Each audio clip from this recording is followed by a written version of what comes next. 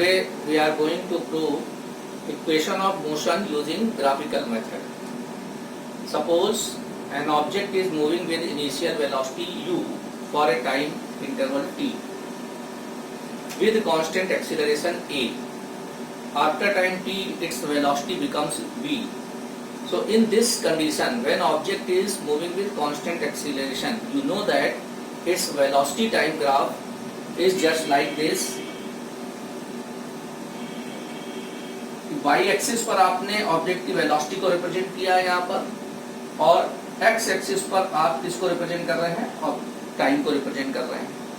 Object initial velocity u से move कर रही है, तो आपको पता है कि जब इनिशियल वेलोसिटी u से कांस्टेंट एक्सीलरेशन से ऑब्जेक्ट मूव करती है तो ग्राफ इंक्लाइंड स्ट्रेट लाइन होता है कुछ इस तरीके का। ये ग्राफ हम ऑलरेडी ग्राफ में डिस्कस कर चुके हैं वेलोसिटी टाइम ग्राफ के आर्टिकल में। और वेलोसिटी टाइम ग्राफ में आपको ये भी स्टडी किया है आपने कि जो इस ग्राफ में स्लोप आएगा इस लाइन AB का, यह आपको एक्सीलरेशन की वैल्यू प्रोवाइड करता है। तो हम एक्सीलरेशन की वैल्यू इस ग्राफ की हेल्प से फाइंड आउट करते हैं। तो एक्सीलरेशन क्या होगा, ये जो लाइन आपकी AB है इसका स्लोप होगा।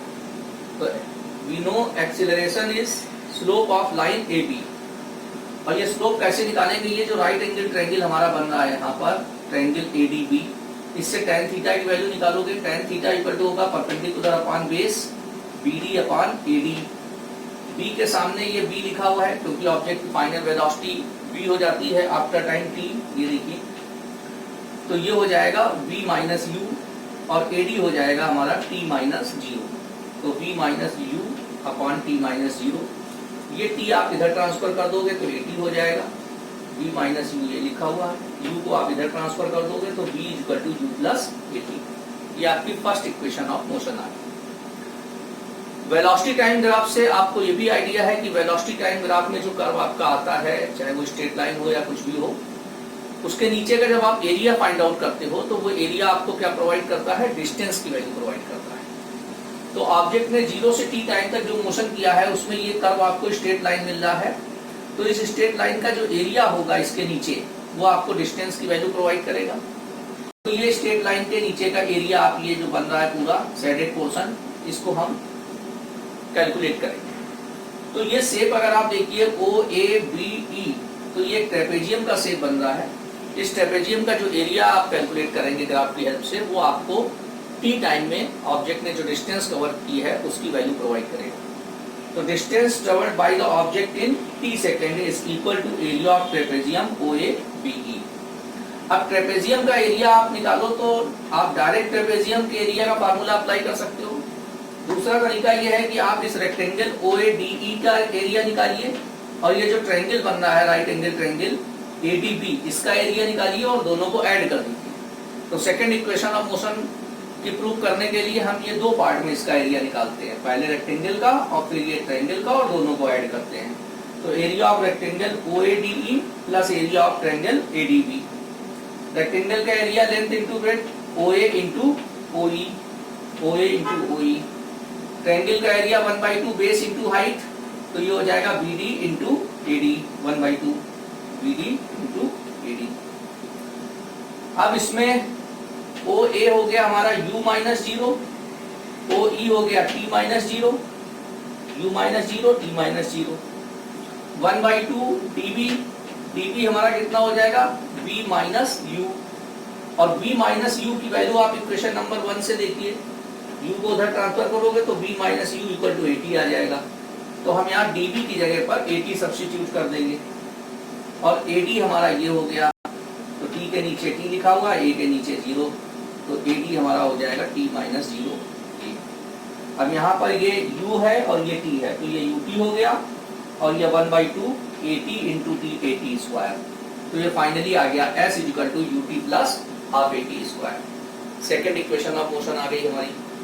अब थर्ड इक्वेशन ऑफ मोशन की प्रूफ के लिए फिर से हम इसी ग्राफ की हेल्प से फिर से एक बार वेलोसिटी टाइम ग्राफ के नीचे का एरिया निकालते हैं, मतलब इस ट्रेपेजियम का एरिया निकालते हैं।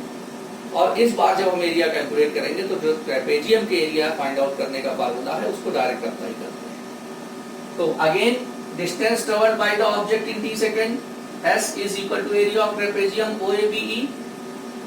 Trapezium O A B E, और ट्रेपेजियम का एरिया क्या होता है 1/2 sum of parallel side into perpendicular distance. तो पैरेलल साइड हमारी हो गई ये ईबी और ओए, तो 1/2 ईबी प्लस ओए, 1/2 ईबी प्लस ओए इनटू परपेंडिकुलर डिस्टेंस ओई, ओई या फिर एडी कुछ भी बोल सकते हैं आप। तो ये लिख दिया आपने। अब इनकी वैल्यूज देखते हैं। ईबी, ईबी हमारा यहाँ से यहाँ तक है, बी के सामने बी लिखा है, ई के सामने यहाँ पर 0 लिखा है, तो ये हो गया b माइनस 0 मीन्स बी, तो ईबी की जगह बी हो गया यहाँ पर। ओए, ओए आपका ये हो गया u माइनस 0, तो ये हो जाएगा आपका u। फिर ओई, ओई ये हो गया t माइनस 0 t।